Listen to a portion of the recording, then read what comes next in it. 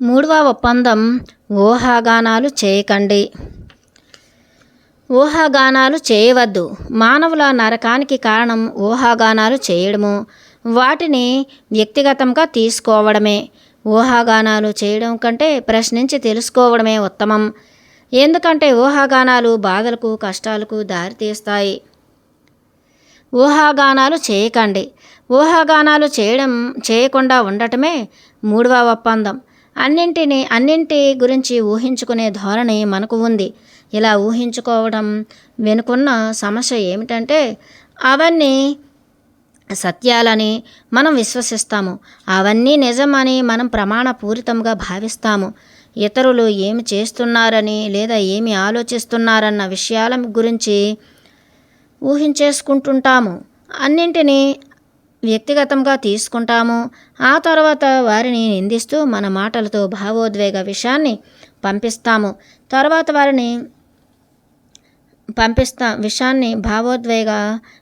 పంపిస్తాము.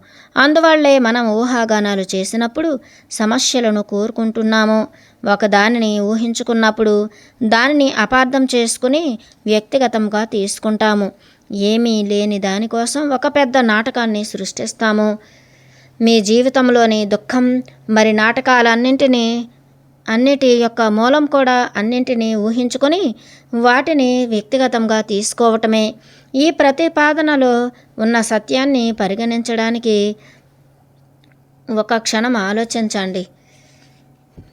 మానవుల మధ్య జరుగుతున్న నియంత్రణ పోరు సమస్తం ఊహాగానాలు చేయటం మరి విషయాలను వ్యక్తిగతంగా తీసుకోవటమే. నరకం యొక్క కళ మొత్తం కూడా దీనిపైన ఆధారపడి ఉంది. మన ఊహాగానాల గురించి పుకార్లు చేయడం మొదలు పెడతాం కనుక కేవలం ఊహాగానాలు చేయటం ద్వారా మరి వ్యక్తిగతంగా తీసుకోవటం ద్వారా మనం ఎంతో భావోద్వేగ విషయాన్ని సృష్టించుకుంటున్నాం. నరకం అన్న కళలో ఒకరితో ఒకరు పుకార్ల ద్వారా సంభాషించుకుంటుంటారు. మరి విషయాన్ని ఒకరి నుంచి ఒకరికి అందిస్తుంటారు. మనం సృష్టీకరణ కోసం అడగటానికి భయపడి ఊహించుకోవటం మొదలు పెడతాము. మరి మనం ఊహించుకున్నవి సరైనవే అని విశ్వసించటం మొదలు పెడతాము. ఆ తర్వాత మన ఊహాగానాలను సరైనవిగా చూపిస్తూ ఇతరులు తప్పని చూపించటానికి ప్రయత్నిస్తుంటాము. ఊహాగానాలు మిమ్మల్ని దుఃఖానికి గురి చేస్తాయి కనుక ఊహించుకోవటం కన్నా ప్రశ్నించటం చాలా ఉత్తమమైనది. మానవుని మనస్సులోని అతిపెద్ద మిటోటే ఎంతో గందరగోళాన్ని సృష్టిస్తుంది. తత్ఫలితంగా మనం అన్నింటినీ తప్పుగా అంచనా వేస్తూ తప్పుగా అర్థం చేసుకుంటున్నాం. మనం ఏమి చూడాలనుకుంటున్నామో అదే చూస్తాము, ఏమి వినాలనుకుంటామో అదే వింటున్నాము. విషయాలను ఉన్నది ఉన్నట్లుగా గ్రహించలేము. ఏమాత్రం వాస్తవికత లేని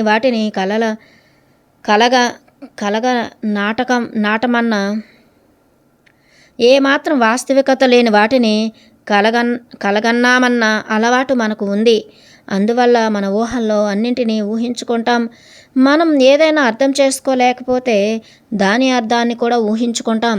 ఎప్పుడైతే సత్యం బయటపడుతుందో అప్పుడు మన కళ బుడగ పగిలిపోతుంది. మరి మనం కోరుకున్నది అక్కడ లేదని తెలుసుకుంటాము. ఉదాహరణకు, మీరు బయట నడుస్తున్నప్పుడు మీలాంటి ఒక వ్యక్తిని చూశారనుకుందాం. ఆ వ్యక్తి మీ వైపు చూసి చిన్న చిరునవ్వు నవ్వి వెళ్ళిపోయాడు. ఈ ఒక్క అనుభవం కారణంగా మీరు ఎన్నో ఊహాగానాలు చేసుకోవచ్చు. ఈ ఊహాగానాల కారణంగా మీరు పూర్తిగా ఒక ఊహా చిత్రాన్ని రూపొందించుకోవచ్చు.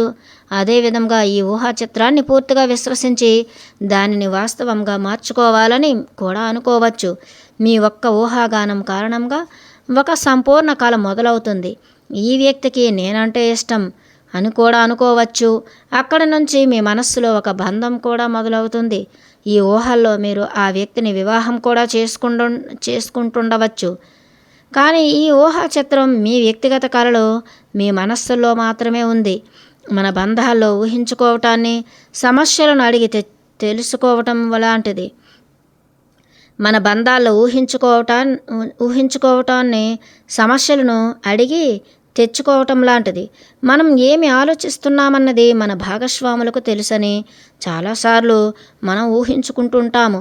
అందువల్ల మనకేమి కావాలన్నది వారికి చెప్పకుండా వదిలేస్తాము.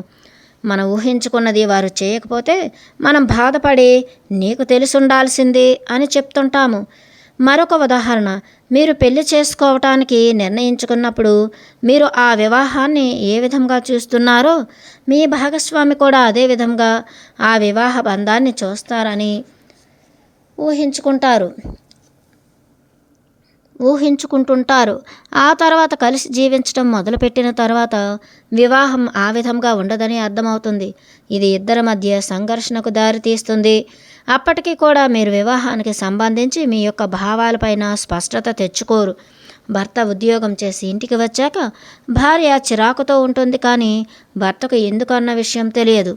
బహుశా అది భార్య చేసుకున్న ఊహ కారణంగా అయి ఉండవచ్చు. ఆమెకు ఏమి కావాలన్నది భర్తకు చెప్పకుండా ఆమె గురించి భర్తకు బాగా తెలుసు కనుక అతను ఆమె మనసు తెలుసుకునే విద్య ఉన్నట్లుగా ఆమెకు ఏమి కావాలన్నది అతనికి తెలిసే ఉంటుందన్న అపోహతో ఉంటుంది. ఆమె అంచనాలకు తగ్గట్టు భర్త నడుచుకోవట్లేదు కనుక బాధపడుతుంది. బంధాలలో ఊహాగానాలు చేయటం వల్ల మనం ప్రేమించే వారితో ఎన్నో గొడవలకు, అపార్థాలకు, మరి కష్టాలకు దారితీస్తాయి. ఎటువంటి బంధంలోనైనా మనం ఏం ఆలోచిస్తున్నాం అన్నది ఇతరులకు తెలిసే ఉంటుందని మరి మనం ఏం చెప్పవలసిన అవసరం లేదన్న అపోహలతో లేదా ఊహలతో ఉంటాము. వారికి మన గురించి బాగా తెలుసు కనుక మనకు కావలసినదే చేస్తారు. ఒకవేళ చేయకపోతే వాళ్ళు ఖచ్చితంగా చేయాలని భావిస్తుంటాము. మనం బాధపడుతూ ఇలా ఎలా చేయగలవు, నీకు ఇదంతా తెలుసుండాలి కదా అని ఆలోచిస్తుంటాము. మానవుల మనస్సు ఏ విధంగా పనిచేస్తుందని ఆలోచించటం చాలా ఆసక్తికరంగా ఉంటుంది. అన్నింటినీ న్యాయమైనవిగా అనుకోవటానికి, అన్నింటికీ వివరణ దొరుకుతూ మనం అర్థం చేసుకోవటానికి మనకు ఒక అవసరం లేదా కారణం ఉంటుంది. తార్కికమైన మనస్సు వివరించలేని లక్షల ప్రశ్నలకు మనకు సమాధానాలు అవసరం. సమాధానం సరైనదా లేదా అన్నది ముఖ్యమైనది కాదు. సమాధానమే మనల్ని భద్రత భావానికి దూరం చేస్తుంది. అందువల్లే మనం ఊహాగానాలను చేస్తాం. ఎవరైనా ఏదైనా చెప్తే మనం ఊహించుకుంటుంటాం. ఒకవేళ ఏది చెప్పకపోతే కూడా మన అవసరాలకు తగినట్లుగా మనం ఊహించుకొని మనకు అవసరమైన వాటిని పూరించుకుంటాము. ఒకవేళ మనం ఏదైనా విని అర్థం చేసుకోకపోతే అదేంటో కూడా ఊహించుకుంటాము. మరి వాటిని విశ్వసించడం మొదలు పెడతాము. మనకు ప్రశ్నించే ధైర్యం లేదు కనుక అన్ని రకాల ఊహలను ఊహించుకుంటుంటాము. మనం ఈ విధంగా సంభాషించడానికి ఒప్పందం చేసుకున్నాం కనుక ఈ ఊహాగానాలన్నీ కూడా చాలా వరకు మన ఎరుక లేకుండా చాలా వేగంగా జరిగిపోతాయి. ప్రశ్నించటం సురక్షితమైనది కాదని మనం అంగీకరించాము. ఒకవేళ మనల్ని ఎవరైనా ప్రేమిస్తే మనం ఏ విధంగా భావిస్తామని వారికి తెలుసుండాలి అన్న ఒప్పందాన్ని చేసుకున్నాము.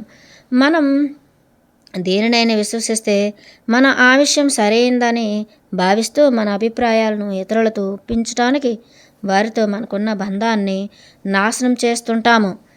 మనం ఆ విషయం సరైనదని భావిస్తూ మన అభిప్రాయాలను ఇతరులతో ఒప్పించటానికి వారితో మనకున్న బంధాన్ని నాశనం చేస్తుంటాము. మనం జీవితాన్ని చూసినట్లుగానే ప్రతి ఒక్కరూ చూస్తారని ఊహించుకుంటుంటాం. మనం ఆలోచిస్తున్నట్లే ఇతరులు ఆలోచిస్తారని, మనం భావిస్తున్నట్లే ఇతరులు భావిస్తారని, మనం అంచనా వేస్తున్నట్లే ఇతరులు అంచనా వేస్తారని, మనం నిందిస్తున్నట్లే ఇతరులు నిందిస్తారని ఊహించుకుంటుంటాము. ఇదే మానవులు చేసే అతిపెద్ద పొరపాటు. దీని కారణంగానే ఇతరులు ఉన్నప్పుడు మన అసలైన ప్రవర్తనతో నడుచుకోము. ఇతరులు మనం చేసే పనులను అంచనా వేస్తారేమోనని, మనల్ని బాధితులను చేస్తారేమోనని నిందిస్తారని ఆలోచిస్తుంటాం. అందువల్ల ఇతరులు మనల్ని నిరాకరించటానికి ముందే మనల్ని మనం నిరాకరించుకొని ఉంటాము. ఈ విధంగానే మానవుని మనస్సు పనిచేస్తుంది. మనం మన గురించి కూడా ఊహించుకుంటుంటాము. ఇది ఎంతో అంతర్ఘర్షణకు దారితీస్తుంది. నాకు తెలిసినంతవరకు నేను ఈ పనిని చేయగలను, మీరు ఇలా ఊహించుకున్నారని అనుకుందాం. ఆ తర్వాత మీరు ఆ పనిని చేయలేకపోయారనుకుందాం. మిమ్మల్ని మీరు ప్రశ్నించుకొని సమాధానం పొందటానికి మీకు సమయం ఉండదు కనుక మిమ్మల్ని మీరు ఎక్కువగా లేదా తక్కువగా ఊహించుకుంటారు. బహుశా ఆ సంఘటన గురించి మీరు మరిన్ని సత్యాలను తెలుసుకోవాలేమో, లేదా మీకు నిజంగా ఏమి కావాలన్నా దాని గురించి మీరు అబద్ధం చెప్పుకోవటం ఆపవలసి ఉందేమో, మీకు నచ్చిన వారితో బంధం ఏర్పరచుకున్నప్పుడు ఆ వ్యక్తిలో మీకు ఏమి నచ్చిందని నిర్ణయించుకోవాలి. మీకు కావలసినదే మీరు చూస్తారు. ఆ వ్యక్తిలో మీకు నచ్చని విషయాలను నిరాకరిస్తారు. మీరు సరిగ్గా ఆలోచిస్తున్నారన్న దానికోసం మీతో మీరే వంచనారహితంగా ఉండరు. ఆ తర్వాత మీరు అపోహలను సృష్టించుకుంటారు. ఆ అపోహల్లో ఒకటే, నా ప్రేమ ఈ వ్యక్తిని మారుస్తుంది, కానీ ఇది నిజం కాదు. మీ ప్రేమ ఎవరిని మార్చలేదు. ఇతరులు మారాలి అంటే దాని అర్థం వారు మారాలి అని కోరుకున్నారు తప్ప మీరు వారిని మార్చారని కాదు. ఆ తర్వాత మీ ఇద్దరి మధ్య మరేదో జరుగుతుంది. మరి మీరు బాధపడతారు. ఇంతకుముందు మీరు చూడాలనుకోనిది ఇప్పుడు చూడటం ప్రారంభిస్తారు. ఇప్పుడు అది మీ భావోద్వేగ విషంతో మరింత ఎక్కువగా కనిపిస్తుంటుంది. మీ భావోద్వేగ బాధకు మీరు కారణాన్ని వెతకాలి. కనుక మీ ఎంపికలకు అవతలి వ్యక్తిని నిందించటం ప్రారంభిస్తారు. మనం ప్రేమ కోసం కారణాలను వెతకవలసిన అవసరం లేదు. అది ఉందా లేదా అని మాత్రమే ఉంటుంది. అవతలి వ్యక్తిని మార్చకుండా అదే విధంగా ఆ వ్యక్తిని అంగీకరించటమే అసలైన ప్రేమ. మనం వారిని మార్చటానికి ప్రయత్నించడం అంటే నిజంగా మనం వారిని ప్రేమించట్లేదు.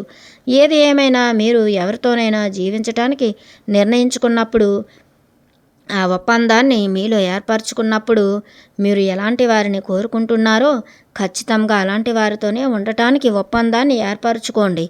మీరు మారాలని కోరుకోని వారిని వెతకండి. ఏ వ్యక్తినైనా మార్చటం కంటే మీరు కోరుకునే విధంగా ఉన్న వ్యక్తిని వెతకటం మరింత సులభమైన విషయం. అదేవిధంగా ఆ వ్యక్తి కూడా మిమ్మల్ని మీలాగానే అంగీకరించాలి, కానీ మిమ్మల్ని మార్చాలని కోరుకోకూడదు. ఒకవేళ ఇతరులు మిమ్మల్ని మార్చాలని కోరుకున్నట్లయితే వారు మిమ్మల్ని మీరు ఉన్నట్లుగా ఇష్టపడట్లేదని అర్థం. వారు మిమ్మల్ని మీరు ఉన్నట్లుగా ఇష్టపడట్లేదని అర్థం. అవతలి వారు కోరుకున్న విధంగా మీరు లేనప్పుడు అటువంటి వారితో ఉండవలసిన అవసరం ఏముంది? మనం మనకు నచ్చినట్లుగానే ఉండాలి. అందువల్ల మనం కానీ ఒక ముసుగు వేసుకొని జీవించవలసిన అవసరం లేదు. ఒకవేళ నన్నుగా ఇష్టపడితే నన్ను అక్కడికి తీసుకువెళ్ళు. అదే నా అసలు వ్యక్తిత్వాన్ని ఇష్టపడకపోతే మరెవరైనా వెతుక్కో. అదే నా అసలు వ్యక్తిత్వాన్ని ఇష్టపడకపోతే మరెవరినైనా వెతుక్కో. ఇది కొంచెం నిఖార్సుగా చెప్పినట్లు అనిపించవచ్చు, కానీ ఈ విధమైన సంభాషణ చేసినట్లయితే మనం ఇతరులతో చేసిన వ్యక్తిగత ఒప్పందాలు చాలా స్పష్టంగా మరి దోషరహితంగా ఉంటాయి. క్రమంగా మీ భాగస్వామి పట్ల మరి మీ జీవితంలోని ఇతరుల పట్ల ఊహాగానాలు చేయటం ఇంకా పూర్తిగా ఆగిపోయిన రోజును ఒక్కసారి ఊహించుకోండి. మీరు ఇతరులతో సంభాషించే విధానం పూర్తిగా మారిపోతుంది. మరి మీ ఊహల కారణంగా ఏర్పడిన సంఘర్షణలతో మీరు బాధపడటం జరగదు. మిమ్మల్ని మీరు ఊహించుకోవటానికి దూరంగా ఉండాలి అంటే ప్రశ్నించటమే మార్గం. మీ సంభాషణ స్పష్టంగా ఉండేలా చూసుకోండి. ఒకవేళ అర్థం కాకపోతే అడగండి. మీకు అవసరమైన స్పష్టత వచ్చే వరకు ధైర్యంగా ప్రశ్నించండి. ఆ తర్వాత కూడా ఆ సందర్భానికి సంబంధించిన అన్నీ మీకు తెలుసన్న ఊహాగానం సంబంధించి ఆ తర్వాత కూడా ఆ సందర్భానికి సంబంధించి అన్నీ మీకు తెలుసన్న ఊహాగానం కూడా చేయకండి. ఒకసారి మీరు సమాధానం విన్న తరువాత మీకు సత్యం ఏమిటో తెలుస్తుంది కనుక ఊహించుకోకుండా ఉంటారు. మీకు అవసరమైన దాన్ని అడగటానికి మీలో ధైర్యాన్ని కూడగట్టుకుంది. మీకు అవును లేదా కాదు అన్నది చెప్పటానికి ప్రతి ఒక్కరికి హక్కు ఉంది. మీకు అవును లేదా కాదు అన్నది చెప్పటానికి ప్రతి ఒక్కరికి హక్కు ఉంది. అదేవిధంగా ప్రతి ఒక్కరూ మిమ్మల్ని అడగటానికి కూడా హక్కు ఉంది. మరి మీరు అవును లేదా కాదు అని చెప్పటానికి మీకు కూడా హక్కు ఉంది. ఒకవేళ మీకు ఏదైనా అర్థం కాకపోతే ఊహించుకోవడానికి బదులుగా మీరు అడిగి మీ సందేహాన్ని తీర్చుకోండి. మీరు ఊహించుకోవటం ఆపిన రోజు నుంచి మీరు స్పష్టంగా ఎటువంటి భావోద్వేగ విషం లేకుండా సంభాషిస్తారు. నాకు కావాల్సినది ఇది, నీకు కావాల్సినది ఇది. ఈ విధంగా మనం సంభాషించటం మొదలు పెడితే మన వాక్కు దోషరహితంగా ఉంటుంది. స్పష్టమైన సంభాషణలో మీ భాగస్వామితో మాత్రమే కాకుండా ఇతరులతో కూడా మీ బంధాలన్నీ మారిపోతాయి. మానవులు అందరూ ఈ విధంగా సంభాషించగలిగితే, దోషరహితమైన వాక్కుతో ఉండగలిగితే యుద్ధాలు ఉండవు, హింస ఉండదు, మరి ఎటువంటి అపార్థాలు ఉండవు. మనకు స్పష్టమైన మరి సంభాషణ ఉండగలిగితే మానవులందరి సమస్యలు పరిష్కారం అవుతాయి. ఇదే 3వ ఒప్పందం. ఎటువంటి ఊహాగానాలు చేయవద్దు. ఇది చెప్పటం సులువుగా ఉంటుంది, కానీ పాటించటం కష్టంగా ఉంటుందని నేను అర్థం చేసుకోగలను. మనం తరచుగా దీనికి వ్యతిరేకంగా చేస్తుంటాము కనుక ఇది పాటించటం మనకు కష్టం. మనకు ఏమాత్రం ఎరుకలేని ఈ అలవాట్లన్నీ మనలో ఉన్నాయి. ఈ అలవాట్లన్నింటి పట్ల ఎరుకతో ఉంటూ ఈ ఒప్పందం యొక్క ప్రాముఖ్యతను అర్థం చేసుకోవటమే మన మొదటి అడుగు. కానీ ప్రాముఖ్యతను అర్థం చేసుకోవటం మాత్రమే సరిపోదు. సమాచారం లేదా ఒక ఆలోచన అన్నది మీ మనస్సులో కేవలం ఒక విత్తనం మాత్రమే. కానీ ఆచరించటమే మార్పుని తీసుకువస్తుంది. తరచూ ఆచరిస్తూ ఉండటం అన్నది మీ సంకల్పాన్ని బలపరుస్తుంది. మీలోని ఆ విత్తనానికి పోషణ అందిస్తుంది. మరి ఒక నూతన అలవాటుకు బలమైన పునాదిని నెలకొల్పుతుంది. ఎన్నోసార్లు పునరావృతమయ్యాక మీ మాటలు ఒక శాపం వైపు నుంచి మరలి మాయాజాలం చేస్తాయి.